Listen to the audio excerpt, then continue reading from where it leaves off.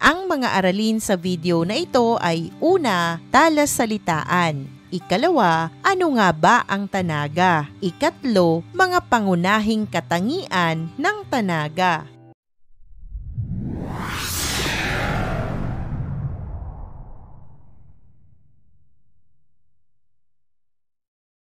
Narito na ang talasalitaan. Unawain natin ang kahulugan ng mga piling salita na ginamit sa aralin. Unang bilang, tradisyonal, nakabatay sa tradisyon o mga kaugalian at gawi na ipinapasa mula sa isang henerasyon patungo sa susunod. Ikalawa, pahiwatig, hindi tuwirang pagpapahayag ng isang mensahe. Ikatlo, pagmumuni-muni, malalim na pag-iisip o pagsasaloob upang unawain ang isang karanasan, ideya o damdamin, isang anyo ng pagninilay. Ikaapat, ritmo, maayos at paulit-ulit na daloy ng tunog o galaw, ang pagkakaroon ng tumpak na kompas o tibok. Ikalima, musikalidad, tumutukoy sa katangian, kagandahan o husay ng himig o tunog. Ikaanim, tugmaan, magkakatulad na tunog sa hulihan ng mga salita o taludtod sa tula. Ikapito, harmonya, kaayusan o pagkakatugma ng tunog, elemento o bahagi upang makabuo ng kaaya-ayang kabuuan. Ikawalo, monorhyme, patulang tugmaan kung saan lahat ng taludtod sa isang saknong ay nagtatapos sa iisang tunog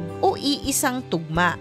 Sa ating pagpapatuloy, alamin na natin at unawain kung ano nga ba ang tanaga. Ang tanaga ay isang tradisyonal na anyo ng maikling tulang Tagalog na binubuo ng 4 na taludtod. Bawat taludtod ay may 7 pantig at karaniwang may sukat at tugma. Ito ay katumbas ng haiku o tanka ng Hapon, ngunit may sariling identidad bilang tulang Pilipino. Kilala ito sa lalim ng talinghaga at sa pagtuturo ng aral, pahiwatig o pagmumuni-muni.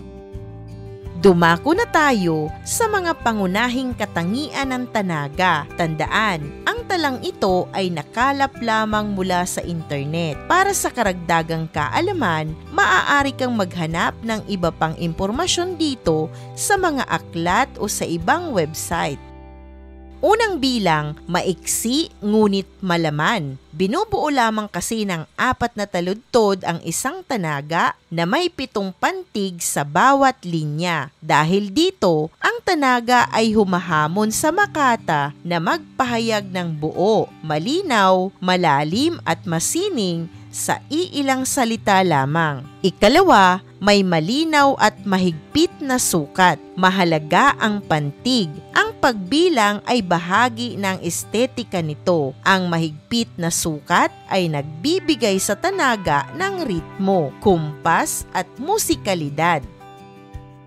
Ikatlo, may tugma, karaniwang monorhyme o 4 na A sa tradisyon. Ngunit sa makabagong panahon, tumatanggap din ng A, 2 ba at A, ba, ba o 2 A at 2 ba at iba pang tugmaan. Ang tugmaan ay nagbibigay ng harmonya at himig sa mismong tula. Ikaapat, gumagamit ng masalimuot na talinghaga at simbolismo. Dahil limitado ang pantig, marahil matatalas at masisiksik ang ginagawang pahiwatig.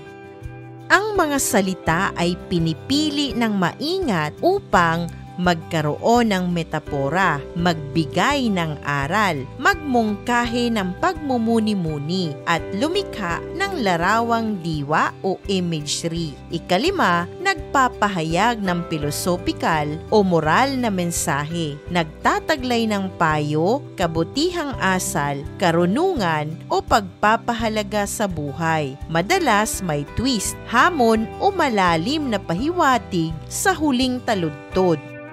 Ika-6, isinulat upang maging madaling bigkasin at itanghal.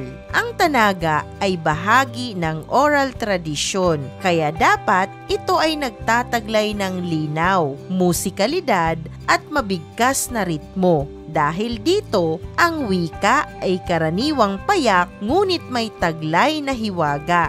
Isang mahalagang aralin muli ang iyong napanood. Maraming salamat sa panonood sa channel na Aralin sa Filipino. Huwag mag-atubiling mag-comment ng inyong tanong, suggestions o paglilinaw ukol sa aralin.